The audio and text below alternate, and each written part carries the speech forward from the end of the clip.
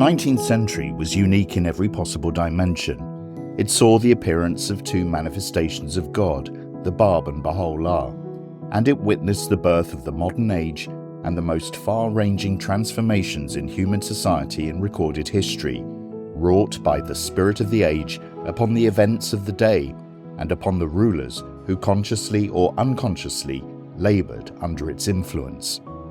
Baha'u'lláh interacted with those forces of society, commenting upon the state of the masses of humanity, admonishing the rulers, and foreseeing in prophecy and allusion the tragic consequences of their neglect of his call.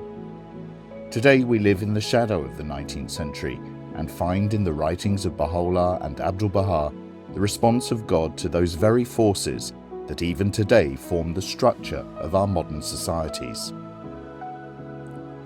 In the George Ronald Publication, Baha'u'llah, the West and the Birth of Modernity, an essay on the awakening of humanity, Stephen Beebe, an agriculturalist who lives in Colombia, offers a perspective on the significance of Baha'u'llah's revelation for the spiritual empowerment of the masses as protagonists of their own advancement.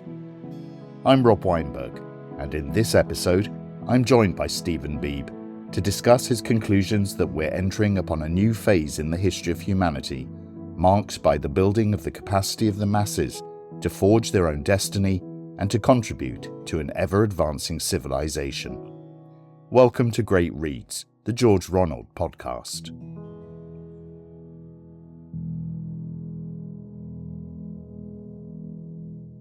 So, Stephen, thank you so much for joining us. You have a background in plant breeding and international development. What prompted you to write Baha'u'llah, the West and the Birth of Modernity? And did your professional life have any influence on your approach to the historical and spiritual themes you've covered in the book? No, not exactly.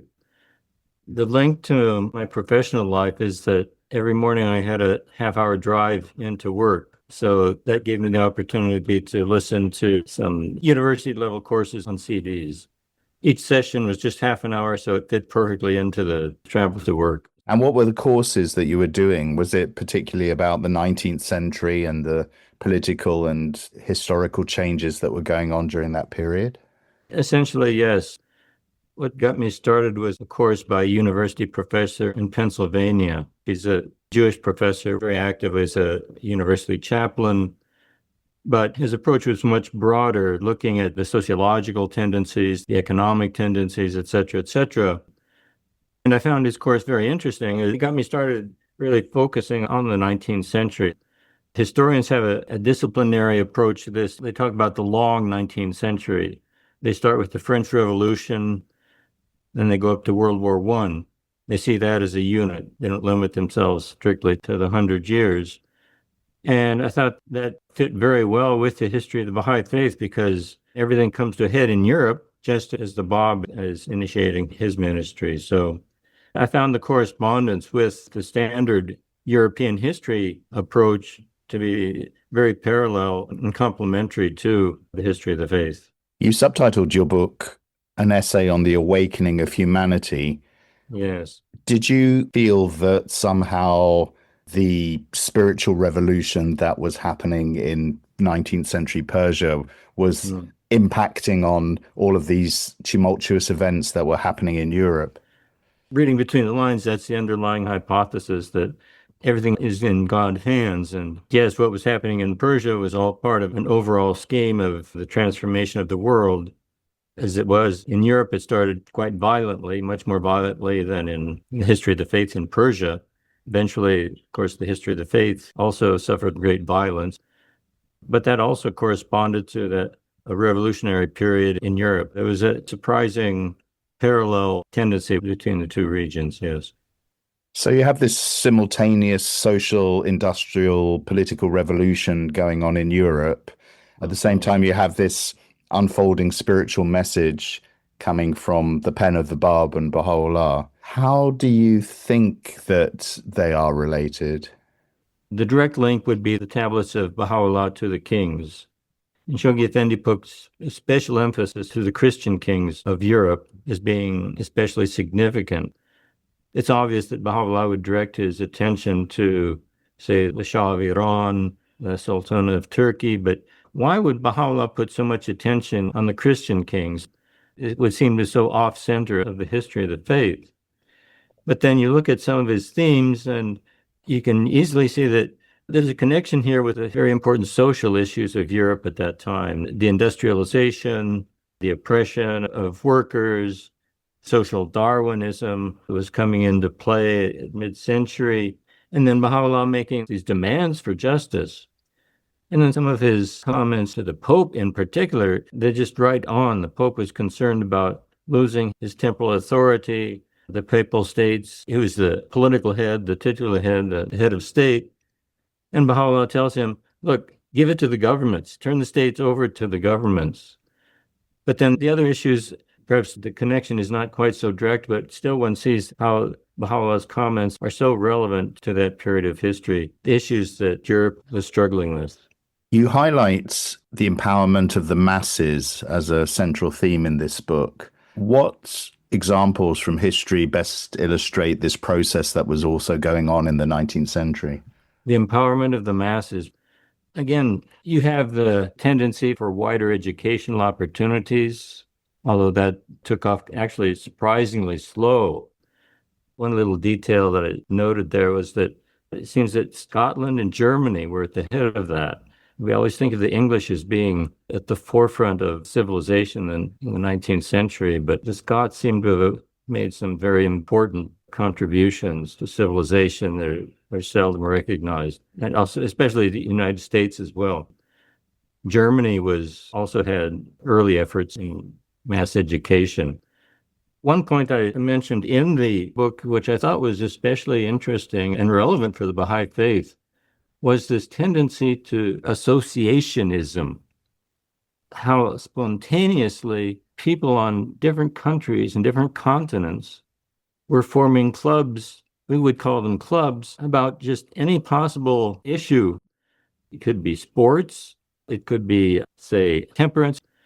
And many of these things eventually melded into political issues. But at the beginning, it was not politics. It was just the mass movements where people would get together. And de Tocqueville found it to be especially fascinating because this was the opportunity for people of contrary perspectives to get together and know each other. In our language, maybe we call it right wing, left wing, activists, conservatives, etc. But fine, if you all get together around a football team, then you become friends, you establish those relationships, which could perhaps be very beneficial to smooth out the differences in other areas. So that seemed to me one of the most important tendencies around the 19th century. Other things like wars and governments that rise and fall, I guess that's the tendency of history. But when you talk about the masses, that potential for associationism and the masses getting to work and cooperating, that's something which I think we're really trying to revive in the 21st century in the Baha'i faith all around the world. So that was one of the most positive and forward-looking tendencies of the 19th century. So you could look at all of these developments, people coming together with common causes, common areas of interest, social reform, concern for justice, concern for the alleviation of poverty, workers' rights, women's rights, and so on. Did you identify in a way how Baha'u'llah's vision differed from other reform movements of the 19th century? I did that from the standpoint of the Institute process, how in book 1 of the Ruhi sequence, it starts talking about identity. And I didn't find any reference really to that in discussions of the association movement. And yet I found it fascinating that the Ruhi sequence started with the vision that people have to understand who they are. They have to understand their purpose. They have to understand their purpose in relation to God and to eternal life. And that's the whole context for the human soul, for the human being, and by extension into the human society. And that starts with identity, understanding ourselves as spiritual beings in relation to God. And I suppose that perhaps religious leaders probably would have been in agreement with that from the start, But I did not find that tendency that expressed perspective in the way history is written about the 19th century. So there were certain conceptions of justice, for example, in society at that time. Baha'u'llah says the best beloved of all things in my sight is justice. So we have a correlation between what we can see as the spirit of the age, movements that are emerging in the 19th century, which somehow reflect a little bit of Baha'u'llah's vision. But the scope of Baha'u'llah's vision is so much bigger. Do you think it actually played a role in shaping the moral and social consciousness of the West, maybe even on a subliminal level? As Baha'is, we can say that, okay, the spirit of the age is, pervades everything. Now, social justice, of course, Baha'u'llah, in his tablets to the kings, justice is a theme that comes up very frequently. Although I think even in the 19th century, social justice was starting to come to the forefront, and there still is today a very punitive approach to justice. But I guess that those themes really come out much more explicitly in the writings of Abdu'l-Baha. For example, he told the Americans, you did a great thing when you did away with chattel slavery. He says, now you must do away with industrial slavery. I guess that Baha'u'llah's calls for justice are perhaps more generic, more abstract. When you were looking at Baha'u'llah's letters to the kings and rulers, what were some of the prophecies or warnings that he made to these leaders? We know that they didn't take much notice, if any, but how did you see the things that Baha'u'llah saw unfolding in the immediate aftermath of the kings and rulers receiving those letters? I was just thinking about that just recently. And some of those prophecies were very short term, especially to Napoleon III. And that prophecy was fulfilled probably within a couple of years or so. Others, to Kaiser Wilhelm, didn't really come to a head for some 40 years later in World War I. But again, that goes back to the question of why Europe? Why did Baha'u'llah direct so much attention to Europe? And it corresponds to some of his comments about how the West had some very positive effects on world civilization and also had some very negative effects on world civilization. So I think you have to see that those individual prophecies to the kings, perhaps in that broader context of, okay, why Europe? Because Europe had really moved itself into a dominant position worldwide through a colonial system. And so if we're going to see a world transformation, something has to happen in Europe as well. I mean, they assumed the leadership, now they had to respond for leadership, and it didn't happen. And so I guess eventually they paid the consequences. Baha'u'llah, of course, says, soon will the present day order be rolled up. Yeah. And those kings and rulers fell pretty quickly within months, years, decades. But it seems that the old world order is still being rolled up. Do you see that process continuing? Of course, historians, when they talk about that long 19th century, they take it up to the World War. But I think in God Passes By, Shoghi Effendi says that First World War was only the first stage of a world transforming process. As just the start of this increasingly tumultuous process that I guess we're still living today. And then Baha'u'llah calls upon the rulers, says that you've rejected the greater peace, now assume the responsibility for the lesser peace. And we have yet to see how many years that will remain. I think until we see that lesser peace, we can assume that we're still going to be in a very tumultuous process. Well, are there any other religious or philosophical figures in the 19th century who had a similar vision of modernity to Baha'u'llah's? Well, that's a very good question. I don't know, frankly. Of course, there were many Christians, and I guess as well as perhaps Islamic thinkers who were touched by the spirit of the age, and the Christians were expecting a second advent of Christ, but I'm not aware that they were really foresaw more of a social transformation than what they would expect to be imposed by an advent of Christ. You made reference earlier to the Institute process. How do you see that relating to the themes in your book? We talked a bit about the empowerment of the masses, But do you think that's indicative of the new world order being rolled out in the stead of the old world order? Absolutely. The Universal House of Justice is approaching society at many different levels. They have the representation of the Baha'i international community in the United Nations. The House of Justice addressed the world religious leaders. The peace message was delivered to world leaders. But then our hands-on, day-to-day contribution to building a society is really from the bottom up. And the House of Justice makes frequent reference to how whole populations are starting to respond to the message, and numbering perhaps dozens or hundreds, or when they inaugurated the temple in Vanuatu, I think they talked about thousands and thousands of people who participated. I think this movement of populations under the guidance of the faith, it's really a 21st century phenomenon of the faith. I think this is where the House of Justice sees the potential of contributing to the transformation of society. In this latest message, and now in the 9-year plan, they're really putting a lot of emphasis on the word society. I don't remember that was occurring before in the messages. I just found it this morning in a message, I think like from maybe 2015, 2018, and now it's a centerpiece of the 9-year plan. And it's not an accident. The House of Justice is seeing the potential for much wider impact.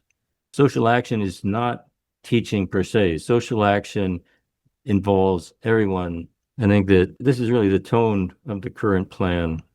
And I think this is it's not maybe the way we had imagined building a civilization maybe a generation or two ago.